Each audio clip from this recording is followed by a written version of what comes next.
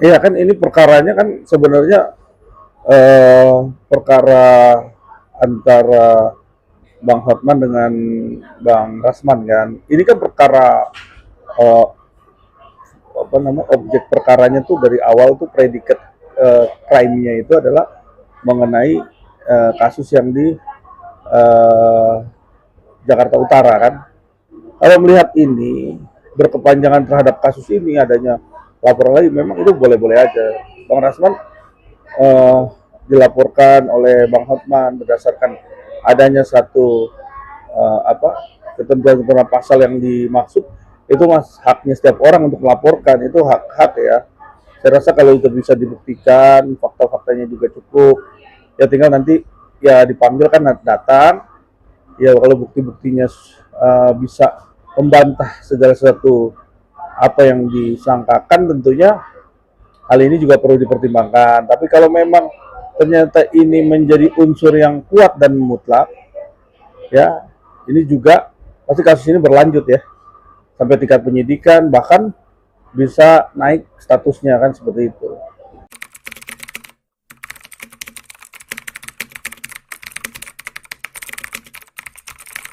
Ya kalau bicara analogi ya, analogi saya ya bicara mengenai bahwa ini konten of court atau bukan, konten of court atau bukan, kita melihat dari sisi bahwa yang namanya ruang sidang itu ruang mulia, di mana ruangan ini adalah bahkan orang lain yang ada di situ pun harus adanya tata tertib masuk juga ada tata tertibnya dijaga oleh ada apa pengawas apa bagian security dan di dalam maupun di luar ya persidangan tuh ada ya.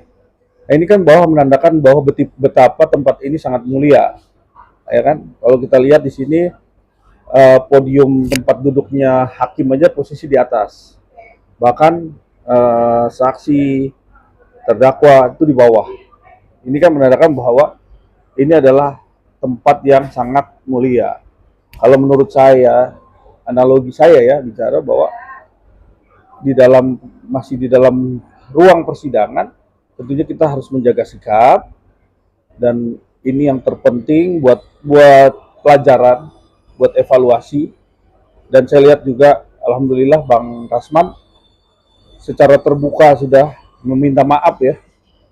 Nah ini penting sekali karena buat hal-hal seperti ini tuh tidak dianjurkan lagi sampai menimbulkan satu sanksi-sanksi sosial jatuhnya kan.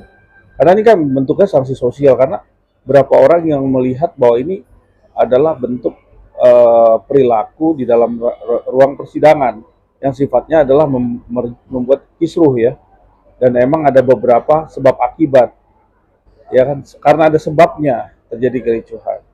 Karena ada yang mendorong juga ada kericuhan. Nah ini dibuktikan kan gitu.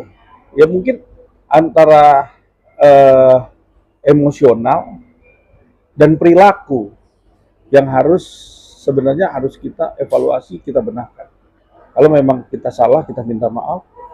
Dan kalaupun memang sudah terjadi, ya terima dengan resiko ya, apapun itu.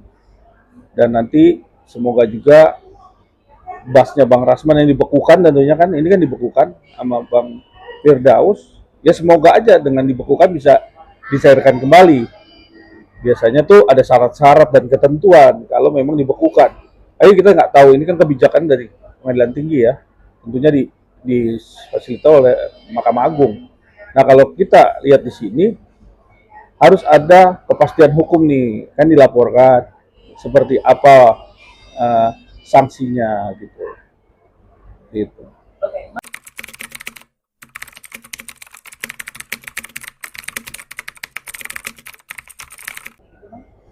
Ya tentunya gini, ini kan kali pertama ya, kali pertama di dalam proses persidangan adanya kisru dan terus akhirnya adanya pembekuan.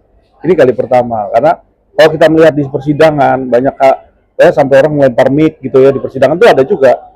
Cuman kalau kita lihat di sini basnya dibekukan ini baru kali ini kalau saya lihat ya. Makanya saya tadi lihat ini kali pertama dan bentuknya karena sangat viral dan menjadi konsumsi publik Nah, mungkin langkah-langkah yang diambil Mahkamah Agung begitu kuat ya untuk bisa membekukan itu. Nah, ini juga menjadi satu potensi ya bagi semua advokat ya. Benar nggak? Kalau lihat di sini kan advokat-advokat yang sekarang ya boleh untuk meminta keadilan segala sesuatu. Ya memang kalau ada hal-hal yang dirasa ini memberikan satu efek yang kurang enak ya, nyaman mungkin ya, seperti itu kalau kita lihat di ini kan ada ya sangat keras sampai akhirnya juga terjadinya satu perdebatan setelah kejadian itu menjadi pro and kontra ya kan, terus menjadi netizen juga banyak yang menggoreng-goreng, ada juga katanya dipukul, ada apa kalau saya lihat ya seperti itu, padahal nggak ada pemukulan kan di situ. Nah ini yang digoreng-goreng ini terus akhirnya menjadi satu opini yang sangat amat merugikan juga buat Bang Rasman dan Bang Firdaus, ya kan? Saya sebenarnya prihatin dengan hal ini. Saya sangat prihatin karena ini suatu potret yang jarang-jarang terjadi nih, hal-hal seperti ini gitu kan. Karena mungkin terlalu viral, terus Mahkamah Agung juga ambil langkah konkret dan tegas untuk membuat suatu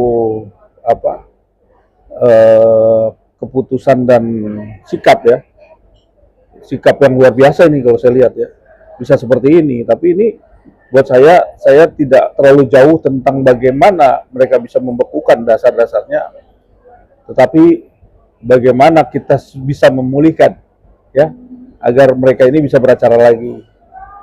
Ya mudah-mudahan itu bisa terjadi ya. Kita berharap semua karena nggak ada seorang lawyer, rekan-rekan lawyer, semua ini lagi memperjuangkan keadilan kan, tentunya kan seperti itu.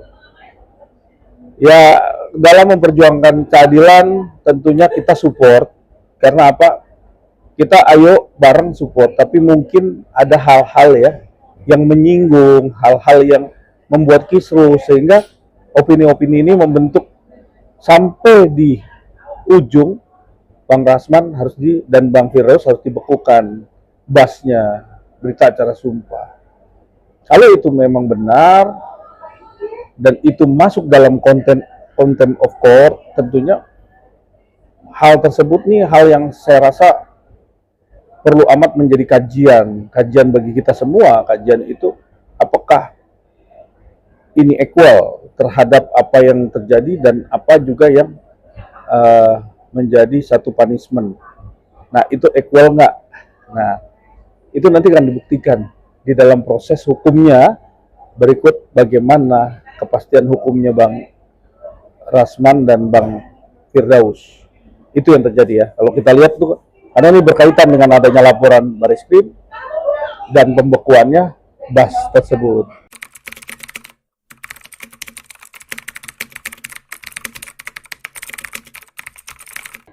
Ya, karena kalau kita melihat contempt of court itu kan bentuk proses di pengadilan ya, dalam proses peradilan.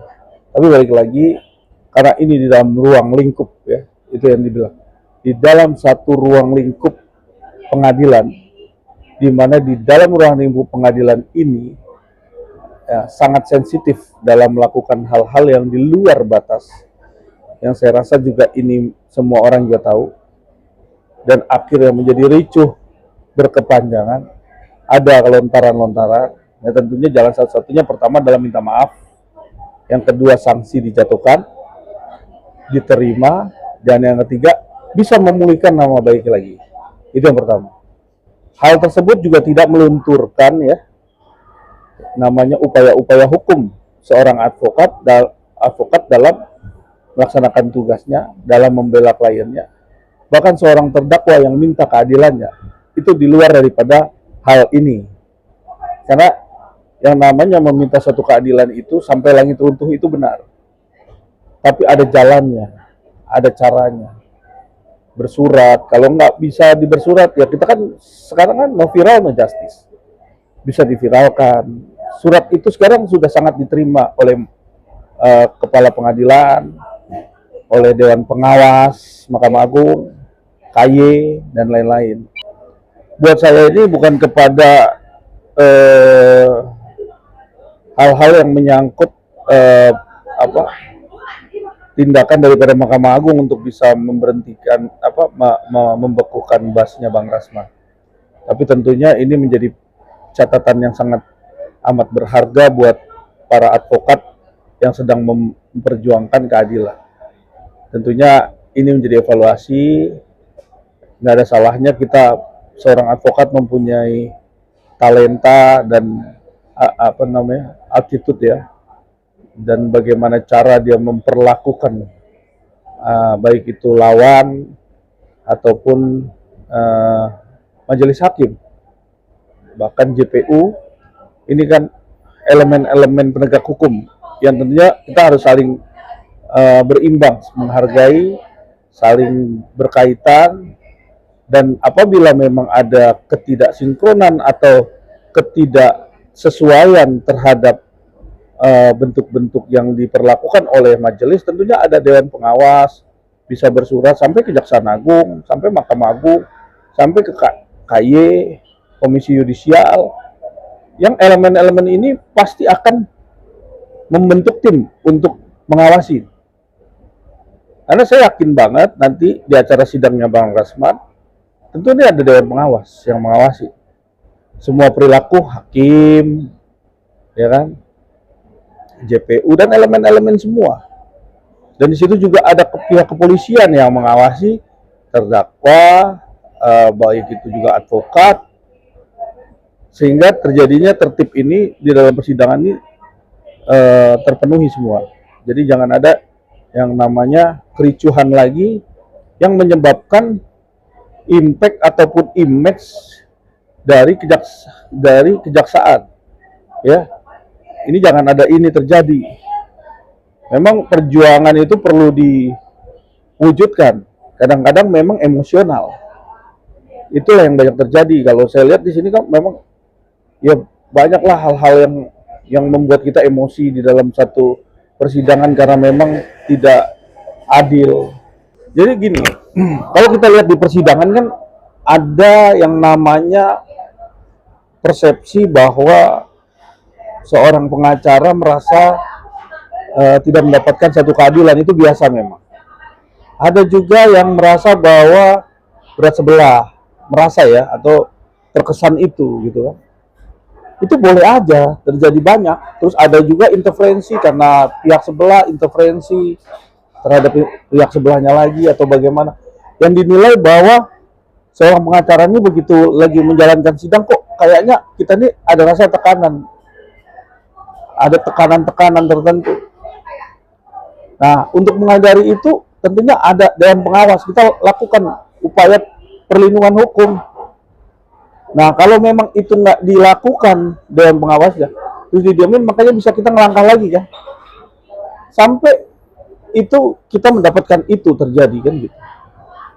Ayo kita begitu kita interupsi, kita minta agar diperbaiki atau bagaimana dengan cara bicara ya, minta interupsi kepada majelis, dan majelis juga akhirnya memberikan kesetaraan dan diwujudkan di dalam persidangan, tentunya sudah normal lagi kan.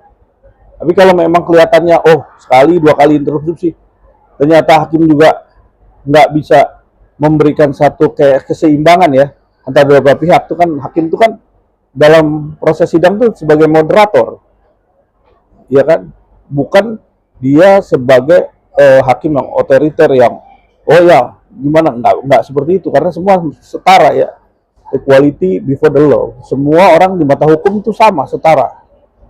Jadi nggak ada yang menilai bahwa ini terdakwa, yang ini pelapor, dua-duanya itu harus sama. Sampai akhirnya salah satu mendapatkan keadilan, itu yang terpenting. Nah, pada waktu menjalankan sidang inilah yang kadang-kadang kita nggak bisa mengkontrol, ya kan, emosional yang sebenarnya dalam hati ini berat sekali untuk bisa, kalau nggak kita utarakan ya gitu. Makanya interupsi itu perlu interupsi. Kenapa?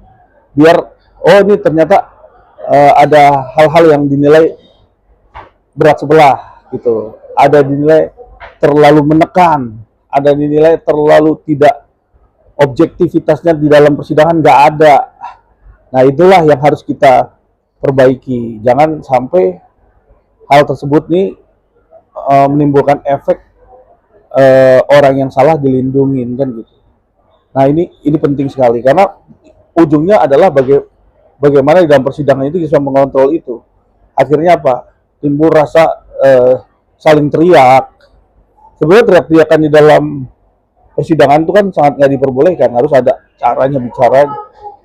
Tapi kan ini pada waktu selesai sudah diskors, baru terjadinya seperti itu. Tapi kalau saya lihat di sini content of court-nya, analogi saya, ini masih dalam proses, masih dalam ruangan sidang, ruangan mulia, kalau menurut saya ya. Nah makanya terjadinya ini harus minta maaf,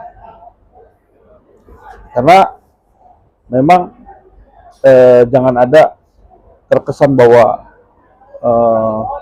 meja persidangan ini diinjak-injak terus, hal ini suatu hal yang biasa. Itu yang terpenting.